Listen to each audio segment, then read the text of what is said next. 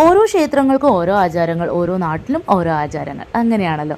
അപ്പം ഞങ്ങളിത് ഓച്ചിറയിൽ നിന്ന് പഴനിക്ക് പോകുന്നതിൻ്റെ വിശേഷങ്ങളാണ്. അപ്പോൾ സാധാരണ പഴനിക്ക് ഞങ്ങളുടെ നാട്ടിൽ നിന്ന് പോവുകയാണെങ്കിൽ, ആദ്യമായിട്ട് പോകുന്നവരാണെങ്കിൽ വ്രതം നോറ്റ് കാപ്പ് കെട്ടി മാല ഇട്ട് ഭിക്ഷ എടുത്തിട്ടൊക്കെയാണ് പോകാറ്. ഞങ്ങൾ മുമ്പ് പോയിട്ടുണ്ട്.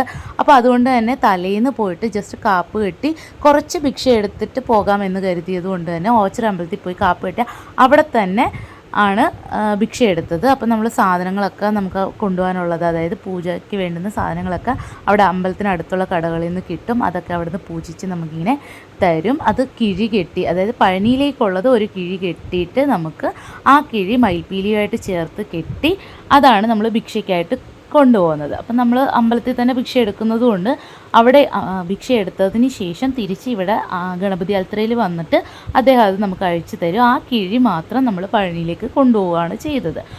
അത് അവിടെ പഴനി ഭണ്ഡാരത്തിൽ ഇട്ടാൽ മതി എന്ന് പറഞ്ഞു. അങ്ങനെ ഞങ്ങൾ കുറച്ച് ഭിക്ഷയൊക്കെ അമ്പലനടയിൽ തന്നെ കുറേ എടുത്തു. നമ്മളങ്ങനെ കണക്കൊന്നും വെച്ചിട്ടില്ലായിരുന്നു, ഇത്ര എടുക്കണം അങ്ങനെയൊന്നുമില്ലായിരുന്നു, കുറച്ചെടുത്തു. അതിനുശേഷം രാത്രി അമൃത എക്സ്പ്രസ്സിനാണ് പോകുന്നത്. കായംകുളം ജംഗ്ഷനിൽ നിന്ന് പഴനി വരെയുള്ള ഡയറക്റ്റ് ഒരു ട്രെയിൻ ഈ അമൃത എക്സ്പ്രസ് ആണ്. എൻ്റെ അറിവിൽ തെക്കൻ കേരളത്തിൽ നിന്ന് ഈ ഒരൊറ്റ ട്രെയിനേ ഉള്ളൂ. അങ്ങനെ നേരം വെളുത്തപ്പോഴത്തേക്ക് ഞങ്ങൾ പഴനി എത്തി. സ്റ്റേഷൻ എടുക്കാറാകുമ്പോൾ തന്നെ ദൂരെ പഴനിമലയൊക്കെ കാണാം. അങ്ങനെ ഭയങ്കര എക്സൈറ്റ്മെൻറ്റിൽ പഴനിയിലേക്ക് എത്തി. നമ്മൾ നാട്ടിലെ ഒരു പരിചയത്തിൽ ചേട്ടൻ പറഞ്ഞിട്ട് റൂം ബുക്ക് ചെയ്തിട്ടുണ്ടായിരുന്നു. ആ സ്ഥലത്തേക്ക് എത്താൻ ഞങ്ങൾക്ക് ഓട്ടോ കിട്ടാൻ കുറേ പാടുപെട്ട്. എന്തായാലും അവസാനം പറഞ്ഞ സ്പോട്ടിലൊക്കെ എത്തി. അത് അമ്പലത്തിന് തൊട്ടടുത്ത് തന്നെ, മലയ്ക്ക് അടുത്ത് തന്നെ ആയിരുന്നു. പക്ഷേ ഞങ്ങൾക്ക് ആദ്യത്തെ റൂം അത്ര ഇഷ്ടപ്പെട്ടില്ല. പിന്നെ ഞങ്ങൾ വേറെ റൂം നോക്കി. അങ്ങനെ ഇഷ്ടപ്പെട്ട ഒരു റൂമൊക്കെ സെറ്റായി. ജസ്റ്റ് ഒന്ന് ഫ്രഷ് ആയിട്ട് ഞങ്ങൾ പോയി ബ്രേക്ക്ഫാസ്റ്റ് കഴിച്ചു. കാരണം മുടി കളഞ്ഞിട്ട് കുളിച്ചിട്ട് വേണമായിരുന്നു അമ്പലത്തിൽ പോകാൻ. അപ്പോൾ അതുകൊണ്ട് തന്നെ ബ്രേക്ക്ഫാസ്റ്റ് കഴിച്ചിട്ട് നേരെ മുടി കളയുന്ന സെൻറ്റർ തപ്പിപ്പോയി. അങ്ങനെ സെൻറ്ററൊക്കെ കണ്ടുപിടിച്ചു. ഇവിടെ ഇങ്ങനെ ഇടയ്ക്കിടയ്ക്ക് ഇങ്ങനെ കാവടി കാഴ്ചകളൊക്കെ കാണാം.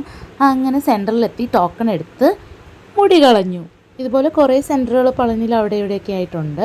നമ്മൾ ടോക്കൺ എടുക്കുന്നതിന് പൈസ ഒന്നും കൊടുക്കണ്ട. പിന്നെ മുടി വെട്ടി കഴിയുമ്പോൾ ഇവർക്ക് ദക്ഷിണയായിട്ട് അവർ പറയും, ചിലർ പറയും ചിലർ പറയത്തില്ല. അങ്ങനെ നമ്മൾ കൊടുക്കുക. അങ്ങനെ ഞാൻ ഒരുപാട് നാളായിട്ട് ഇങ്ങനെ ഭയങ്കര എക്സൈറ്റ്മെൻ്റ് ആയിരുന്നു ഇങ്ങനെ മുടി കളയുന്ന കാര്യത്തിൽ. അങ്ങനെ ലൈഫിൽ ഓർമ്മയായതിനു ശേഷം ആദ്യമായിട്ട് ഞാൻ എൻ്റെ മുടി ഇങ്ങനെ കളഞ്ഞു. അത് ഭയങ്കര സന്തോഷവുമാണ്, എന്തോ ഒരു പറയാൻ അറിയാത്തൊരു ഫീലിംഗ് ആയിരുന്നു. അപ്പോഴത്തേക്ക് എൻ്റെ അമ്മച്ചിയും മൊട്ടയായി. പഴനിയിൽ മുട്ടയടിച്ച് എല്ലാവരും തലയിൽ ചന്ദനമൊക്കെ പുരട്ടുന്ന കണ്ടിട്ടുണ്ട്. അങ്ങനെ അത് കടയിൽ നിന്ന് അതൊക്കെ വാങ്ങി എന്നിട്ട് പിന്നെ ഞങ്ങൾ മുമ്പോട്ട് നടന്ന് റൂമിലേക്ക് പോയി. പിന്നെ കണ്ണാടിയുടെ മുമ്പിൽ കുറേ വീഡിയോ ഒക്കെ എടുത്തതിന് ശേഷം റെഡിയായി. അങ്ങനെ റെഡിയായി കുറച്ച് ഫോട്ടോസും വീഡിയോസും ഒക്കെ എടുത്തു. അമ്പലത്തിൽ നമുക്ക് ക്യാമറ അലൗഡ് അല്ലായിരുന്നു. അപ്പോൾ റൂമിൽ തന്നെ വെച്ചിട്ടാണ് പോയത്. അതുകൊണ്ട് അവിടുത്തെ വിശേഷങ്ങളൊന്നുമില്ല. ഈ വീഡിയോ ഇത്രയേ ഉള്ളൂ.